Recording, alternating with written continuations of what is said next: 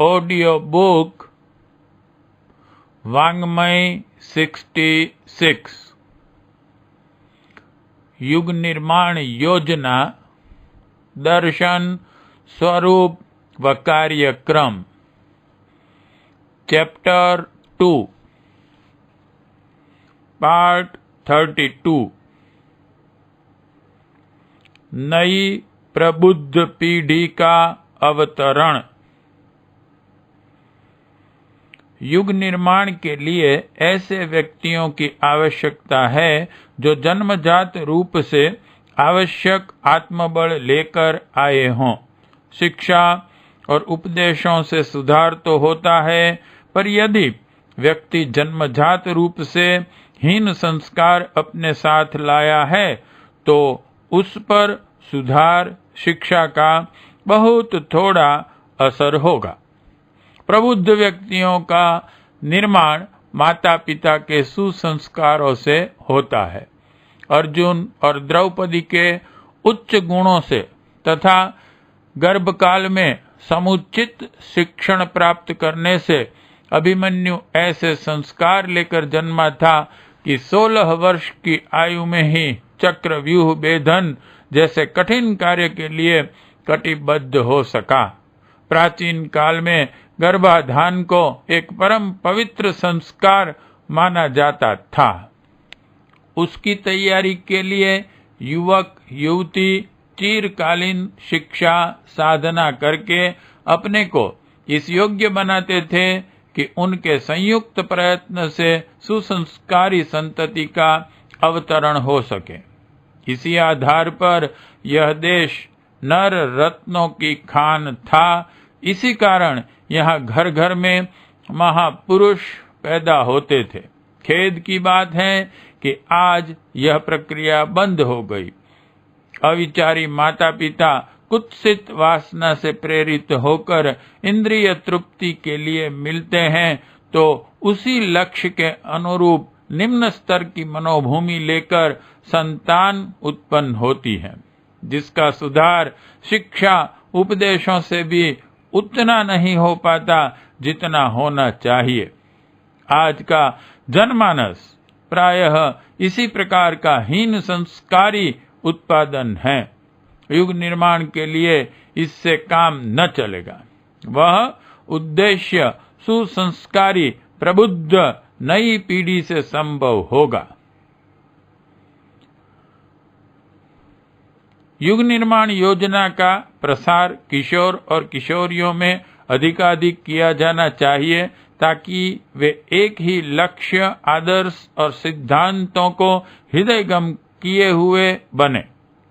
आत्म सुधार, आत्म विकास और आत्म कल्याण में लगे हुए किशोर किशोरी कई वर्षों तक अपना जीवन साधनामय बनाकर जब विवाह बंधन में बंधेंगे और प्रबुद्ध नई पीढ़ी के उत्पादन का ध्यान रखेंगे तो अर्जुन द्रौपदी के संपर्क से उत्पन्न अभिमन्यु की तरह घर घर में सुसंस्कारी महापुरुष जन्मेंगे।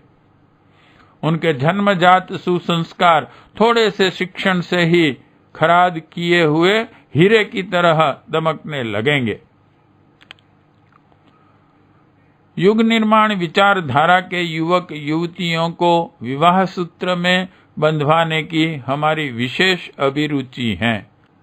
यह युग निर्माण योजना का एक महत्वपूर्ण अंग है।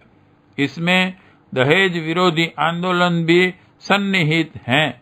भाषणों, लेखों और प्रस्तावों की मार खाकर भी दहेज का असुर मरता नहीं है। रक्त बीज की तरह वह चोट खाकर और भी अधिक विकराल बनता चला जा रहा है। इसका अंत ऐसे होगा कि युग निर्माण योजना के सदस्य बच्चे यह प्रतिज्ञा करेंगे कि वे विचारशील साथी से ही विवाह करेंगे। दहेज और विवाहोन्माद में होने वाले भारी अपव्यय को हटाकर सरल और बिना खर्च की विधि से विवाह करेंगे। यदि अभिभावक इस निश्चय को मान्यता न देंगे तो वे आजीवन कुमार या कुमारी ही रहकर पवित्र जीवन व्यतीत करेंगे। उपजातियां अच्छे वरों को अच्छी कन्याएं और अच्छी कन्याओं को अच्छे वर मिलने में भारी बाधा उत्पन्न करती हैं। उपजातियां बहुत थोड़े क्षेत्र में ढूंढ खोज का उचित अवसर नहीं मिल पाता, इसलिए सनातन शास्त्र मर्यादा के अनुसार मुख्य जातियों को ही मान्यता मिले। उपजातियों की उपेक्षा की जाए। ब्राह्मण, क्षत्रिय, वैश्य, शूद्र, इन 4 ही वर्णों की चर्चा धर्म ग्रंथों में है। इन 4 वर्णों के अंतर्गत उपजातियों की परवाह किए बिना यदि विवाह शादी होने लगे तो उसमें धर्म एवं शास्त्र की मर्यादाओं का तो रत्ती भर भी उल्लंघन नहीं होता, पर सुविधा बहुत बढ़ जाती है। दहेज एवं विवाह की धूमधाम का त्याग करने के साथ ही यदि उपजातियों का जंजाल हटा दिया जाएगा तो उचित जोड़े ढूंढने की समस्या बहुत ही सरल हो जाएगी और ऐसे दाम्पत्य जीवनों का आविर्भाव होगा जो अपने परिवारों को स्वर्गीय सुख शांति से ओतप्रोत करते हुए संस्कारवान सुसंतति को जन्म देंगे, जिससे युग निर्माण का उद्देश्य पूर्ण हो सके। समाज सुधार और आत्म कल्याण के दोनों ही उद्देश्य इस योजना से पूरे हो सकेंगे।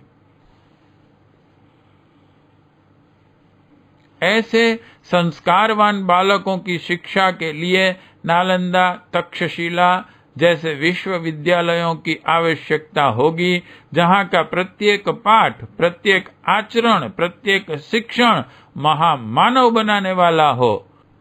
ऐसे विश्वविद्यालय बनाने और चलाने के लिए संभवतः हम इस शरीर से जिंदा न हो रहेंगे, पर उसकी योजना तो स्वजनों के मस्तिष्क में छोड़ ही जानी होगी।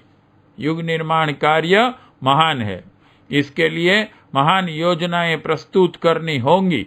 नई पीढ़ी का रचना कार्य प्रबुद्ध युवकों के धर्म विवाहों से आरंभ होगा। इसे एक प्रचंड आंदोलन का रूप हमें शीघ्र ही देना होगा। पार्ट 32 समाप्त।